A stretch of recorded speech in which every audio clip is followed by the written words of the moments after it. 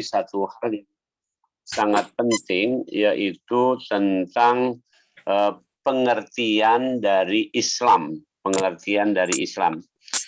Kenapa saya ingin mengatakan ini? Baru-baru ini ada seorang jenderal yang mengatakan bahwa semua agama itu sama itu. Sebenarnya itu kata-kata yang dari dulu diulang-ulang gitu ya.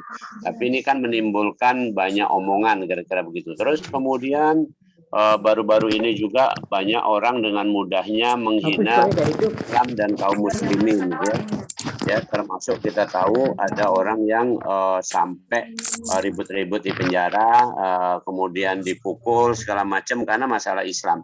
Kemudian juga kita lihat fenomenanya sekarang ini. Ini tak terjelaskan sebenarnya bahwasanya Indonesia dianggap sangat berhasil, bukan berhasil saja, tapi sangat berhasil dalam penanganan COVID. Dalam penanganan COVID, kita sebagai orang beriman tentu bertanya-tanya. Kalau soal patokan, misalnya contoh, Amerika itu vaksinasi sudah di atas 70%, ya, sudah di atas 70%. Tapi belum dikatakan seperti Indonesia berhasil seperti Indonesia sekarang, ya.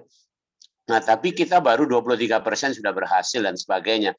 Pendek kata memang kasusnya sangat sedikit. Untuk antum ketahui di Sumatera Selatan itu per hari kemarin kasus bertambah cuma 24 orang. Di Palembang bertambah 3 orang. Itu pun kemungkinannya 3 orang itu tidak dalam keadaan sakit, tapi hanya yang bergejala ringan atau tanpa gejala. Jadi intinya boleh dibilang tanda kutip ini betul-betul memang insya Allah COVID mereda atau mungkin akan menuju hilang. Tetapi masalahnya pertanyaannya, karena siapa? Nah, ini kita sebagai orang beriman kembali lagi. Ini karena kita ini menjadi muslim yang masih selama pandemi ini pun masih ya tunduk dan patuh kepada Allah, masih terus beribadah, masih terus optimis munajat pada Allah. Di Al-Qur'an dikatakan wa tarjuna minallahi ma la yarjun. Wa tarjuna minallahi mala yarjuni, surat An-Nisa. Dan kamu punya harapan terus kepada Allah, sedangkan mereka tidak punya harapan.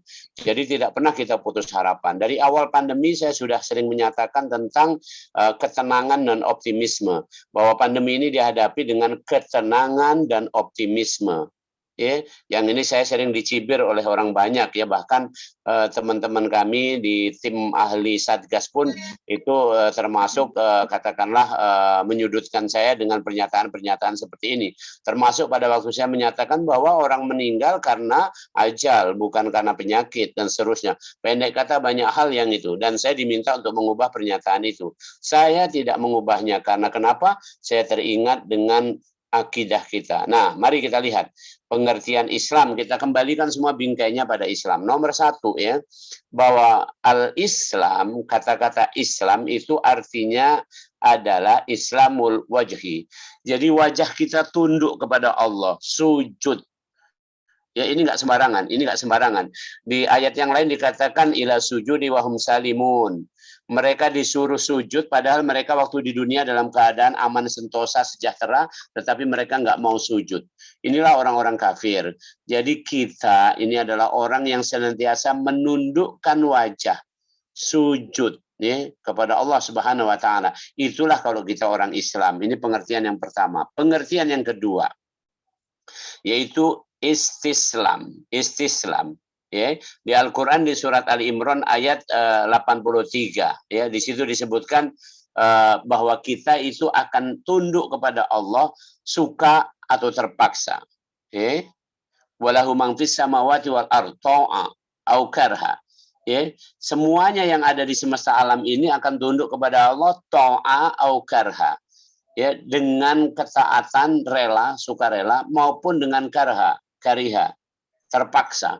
Jadi semua kita pasti tunduk. Nggak bisa tunduk. Semua akan tunduk. Sehebat-hebat Fir'aun akan tunduk dengan yang namanya ajal. Ya, sehebat-hebat siapapun sudah berlalu di kita. Orang kuat siapapun berlalu. Jadi kita nggak usah, kalau jadi orang Islam nggak pernah keder gitu ya. Sekarang kita melihat musuh-musuh Islam seolah-olah begitu kuatnya. Enggak lah, itu nanti semua Allah yang akan menanganinya. Karena pada hakikatnya semua manusia, makhluk ini adalah istislam, berserah diri kepada Allah. Maka lebih baik kita berserah diri dalam keadaan sukarela. Sukarela. Ya, jangan kita terpaksa, tapi kita berserah diri kepada Allah. ya, dengan cara sukarela. Dalam sholat tahajud, setelah sholat tahajud itu Rasulullah mengajarkan doa kepada kita semua. Doanya, Allahumma laka aslamtu wa bika amantu wa 'alaika tawakkaltu. Sekali lagi diucapkan pertama, Allahumma laka aslamtu, ya Allah kepadamu aku berserah diri. Kepadamu aku berserah diri. Ya wabika amantu, kepadamu aku beriman ya Allah. Wa 'alaika tawakkaltu, kepadamu ya aku bertawakal. Subhanallah. Jadi kita hanya menyerah kepada Allah, tidak menyerah kepada yang lain-lainnya. Oke. Kemudian yang ketiga adalah as-salamah. As-salamah. As-salamah itu disebutkan di Al-Qur'an ya, illa man atallah biqalbin salim, yaitu yang kalimat sifatnya salim. As-salamah artinya suci atau bersih.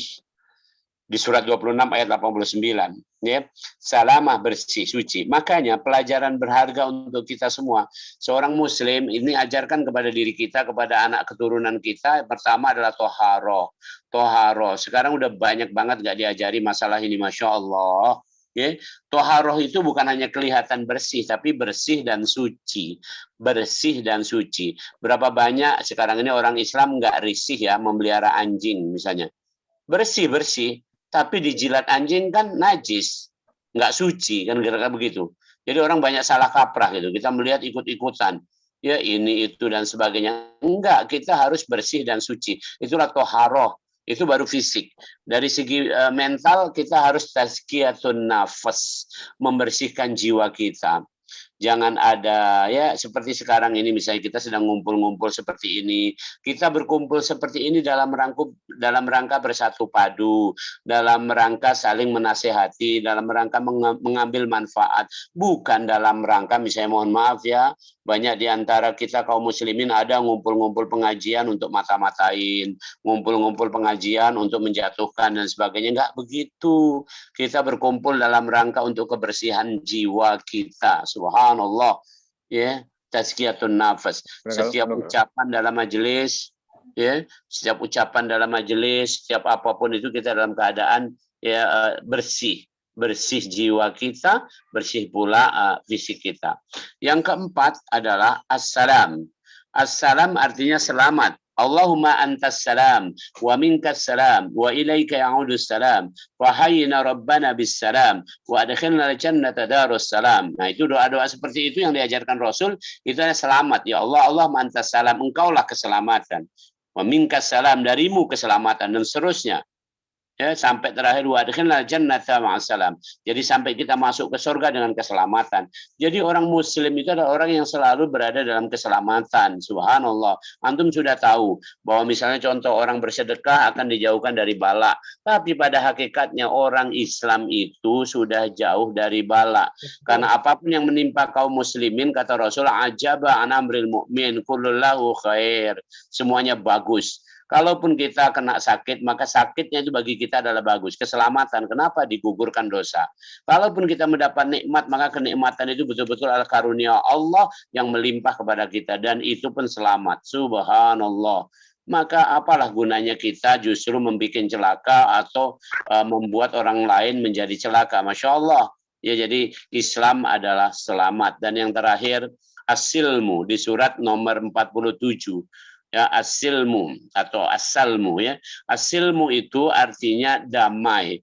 Jadi kalau ada tuduhan yang sekarang dibombardir dari dulu, stereotipe ya, artinya kita disangkakan atau kita dicap sebagai orang yang ya mohon maaf intoleran lah, teroris lah, segala macam, bikin onar segala macam lah, pokoknya nggak bineka tunggal ika lah, segala macam. Pendek kata, enggak ada bukti itu. Kita adalah orang yang paling berdamai. Lihat di surat 47 ayat 35 sampai Allah mengatakan kalau mereka cenderung kepada perdamaian maka kamu lebih cenderung kepada perdamaian. Ya. Kira-kira begitu. Jadi intinya karena Islam adalah asilmu, yaitu damai. Janganlah kita ini onar segala macam. Waktu Rasulullah datang ke Madinah, itu di Madinah itu ada orang Yahudi. Di Madinah ada orang masih orang-orang musyrik masih ada. Di Madinah masih ada orang juga yang Muslim tapi munafik ada. Di Madinah juga masih banyak orang yang macam-macam, orang Kristen juga ada.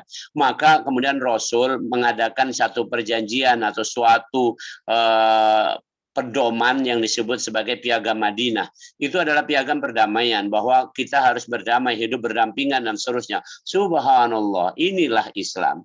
Nah, saudara-saudaraku rahimakumullah, ihwafillah yang dirahmati oleh Allah Subhanahu wa taala, inilah 5 pengertian dari kalimat Islam. Jadi kalau kita sering menyebut kata-kata Islam, Islam, Islam, saya muslim, saya orang Islam, maka berarti kita adalah orang yang tunduk sujud kepada Allah. Kita orang yang berserah diri kepada Allah. Kita orang yang menjaga kebersihan, dan kita adalah orang yang selamat dunia akhirat, dan kita adalah orang yang senang pada perdamaian. Mudah-mudahan bermanfaat untuk kita semua. Tafadhol kalau ada yang mau didiskusikan. Assalamualaikum warahmatullahi wabarakatuh. Waalaikumsalam warahmatullahi wabarakatuh. Silakan akhi, ukhti fillah sekalian yang ingin bertanya dengan guru kita. Dipersilakan.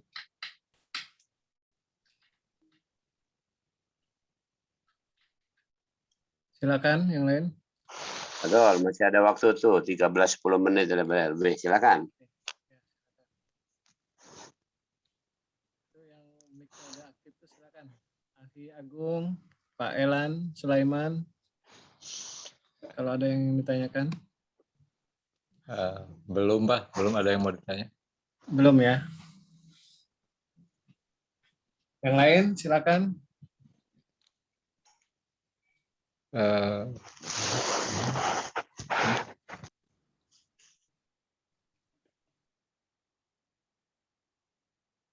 Silakan, yang lain masih ada waktu banyak, ini masih waktu.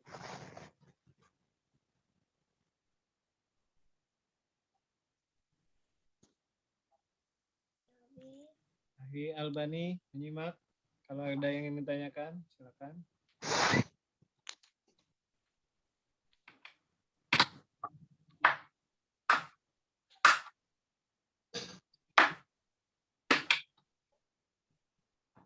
Ya apa-apa, kalau belum ada mungkin pekan depan atau apa insya Allah apapun kita, intinya pesan saya adalah bahwasanya kita semua tetap harus kepada apa yang saya sampaikan ini tadi. Yang saya sampaikan ini tadi adalah berupa fikroh atau penanaman pola pikir.